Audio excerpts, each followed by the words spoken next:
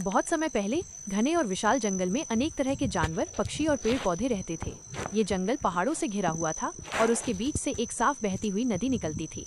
जंगल इतना बड़ा था कि उसमें कई अलग अलग हिस्से थे। कहीं ऊंचे साल और सागौन के पेड़, कहीं फूलों से भरे घास के मैदान, तो कहीं दलदल और झाड़ियाँ। हर हिस्से में अलग अलग जीव बसते थे और सभी का अपना जीवन चलता था। इस जंगल का राजा एक बड़ा और बलशाली शेर था जिसका नाम था वीरेंद्र। वो अपने पूरे जंगल पर ध्यान रखता था। जंगल में रहने वाले जानवर उसे आदर से राजा वीरेंद्र कहकर बुलाते थे। उसके साथ उसका विश्वास पात्र मंत्री हिरन चंचल रहता था, जो बुद्धिमान और चालाक था।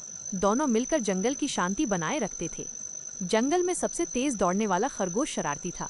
वो हर समय मस्ती करता रहता। उसकी सबसे अच्छी दोस्त तोता रंगीला थी, जो दूर दूर से कहानियां लाकर सबको सुनाती। हाथी गजराज जंगल का सबसे बड़ा और मजबूत जानवर था, लेकिन उसका दिल बहुत कोमल था। वो सबकी मदद करता और किसी को परेशानी में देखकर तुरंत दौड़ पड़ता। हर साल बारिश के मौसम में जंगल का रूप बदल जाता। पेड़ हरे भरे हो जाते, नदी का पानी साफ और ठंडा बहने लगता और छोटे छोटे जीव खुश होकर नाचने लगते। लेकिन जंगल में सब कुछ हमेशा सुखद नहीं रहता था। कभी कभी बाहर से कुछ शिकारी आते और जानवरों को पकड़ने की कोशिश करते। तब जंगल के सभी जानवर मिलकर एकजुट हो जाते और अपने घर की रक्षा करते। एक दिन की घटना। एक दिन जंगल में हलचल मच गई। नदी के किनारे रहने वाले पक्षियों ने देखा कि कुछ आदमी जंगल में घुस आए हैं। उनके हाथ में जाल, रस्सी और लाठियां थीं। उन्होंने जानवरों को पकड़ने का जाल बिछा दिया। ये खबर तेजी से पूरे जंगल में फैल गई।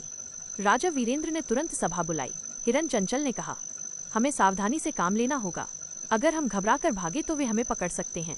हमें मिलकर योजना बनानी चाहिए। गजराज ने कहा, मैं अपनी सूंड से रास्ता रोक दूंगा। शरारती ने कहा, मैं दौड़कर सभी को बता दूंगा कि खतरा है। रंगीला ने कहा, मैं ऊपर उड़कर सब पर नजर रखूंगी और खतरे की जानकारी दूंगी। सभा में तय हुआ कि सभी जानवर अपने अपने काम करेंगे। उसी दिन से जंगल में पहरा शुरू हो गया। रात होते ही उल्लू घुरू ने अपनी तेज आवाज में संकेत दिया कि खतरा पास आ रहा है। शेर वीरेंद्र और उसके साथी छिपकर जाल लगाने वाले मनुष्यों का इंतजार करने लगे।